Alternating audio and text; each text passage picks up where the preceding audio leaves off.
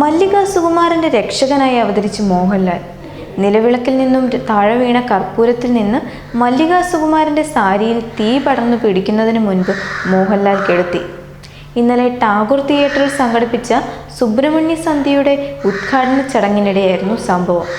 Doctor KJ യേശുദാസും നടൻ മധുവും ചേർന്ന് നിലവിളക്കിലെ ആദ്യ തിരി തെളിച്ചു. തുടർന്ന് മോഹൻലാൽ, KR വിജയ, K ജയകുമാർ എന്നിവർക്ക് പിന്നാലെ മല്ലിക സുകുമാരൻ തിരി തെളിച്ചപ്പോഴാണ് തിരിയിൽ നിന്ന് 2 കർപ്പൂരം തീയോടെ നിലത്തു വീണത്. പെട്ടെന്ന് മോഹൻലാലിന് വിളക്കിന്റെ ചുവട്ടിൽ നിന്ന് പൂവെടുത്ത് തീ കെടുത്തി. ഗാനസന്ധ്യയിൽ ആദ്യം ഗാനമാലപിച്ചതും ലാലായിരുന്നു. ഭക്തകുചേലയിലെ ഈശ്വര ചിന്തയിതെന്നേ മനുജന് എന്ന ഗാനമാണ് മോഹൻലാൽ ആലപിച്ചത്. ഈ അവസരത്തിൽ മുൻപ് മല്ലിക സുകുമാരൻ മോഹൻലാലിനെ പറ്റി പറഞ്ഞ വാക്കുകളും സോഷ്യൽ മീഡിയ ഓർത്തെടുക്കുകയാണ്. ഞാൻ മോഹൻലാലിനെ ലാലു എന്നാണ് വിളിക്കാറ്. 6ാം ക്ലാസ് മുതൽ എന്റെ ലാലുവിനെ സ്കൂളിൽ കൊണ്ടുവിട്ട ഞാൻ. എന്റെ മക്കളോട് ഞാൻ പറയാറുള്ളത് ലാലുവിനെ കണ്ടു പഠിക്കണമെന്നാണ്. ഇന്നും എല്ലാവരോടും ഒരുപോലെ പെരുമാറുന്ന ആളാണ് ലാലു. മനുഷ്യസ്നേഹവും ഗുരുത്വവും ഉള്ളയാളാണ്. സിനിമയിലൊക്കെ എത്തുമ്പോൾ പലരുടെയും സ്വഭാവം മാറാറുണ്ട്. മോഹൻലാൽ എന്ന ചിത്രത്തിൽ എന്റെ മകൻ ഇന്ദ്രജിത്ത് അഭിനയിച്ചു എന്ന് പറയുമ്പോൾ അത് വലിയ കാര്യമാണ്, മല്ലിക സുകുമാരൻ പറഞ്ഞു.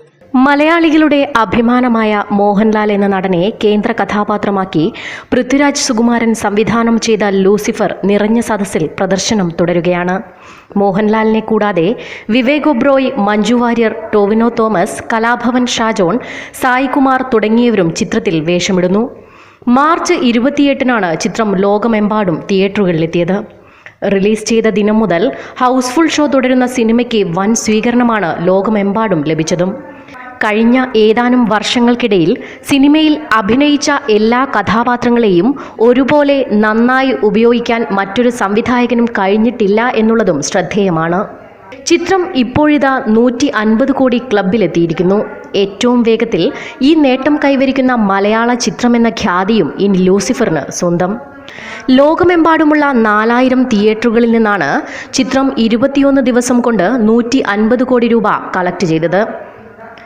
ആദ്യ ദിനം ഇന്ത്യയിലെ തിയേറ്ററുകളിൽ നിന്ന് മാത്രം ചിത്രം 12 കോടി നേടിയിരുന്നു. റിലീസ് കേന്ദ്രങ്ങളിലെല്ലാം തന്നെ മികച്ച റിപ്പോർട്ടുകളുമായി മുന്നേറുന്ന ലൂസിഫർ 200 കോടി ക്ലബിൽ ഇടം നേടുമെന്നാണ് അണിയറ പ്രവർത്തകരുടെ വിലയിരുത്തൽ. റിലീസ് ചെയ്ത തിയേറ്ററുകളിലെല്ലാം നിറഞ്ഞ സദസ്സിലാണ് ചിത്രം ഇപ്പോഴും പ്രദർശിപ്പിക്കുന്നത്.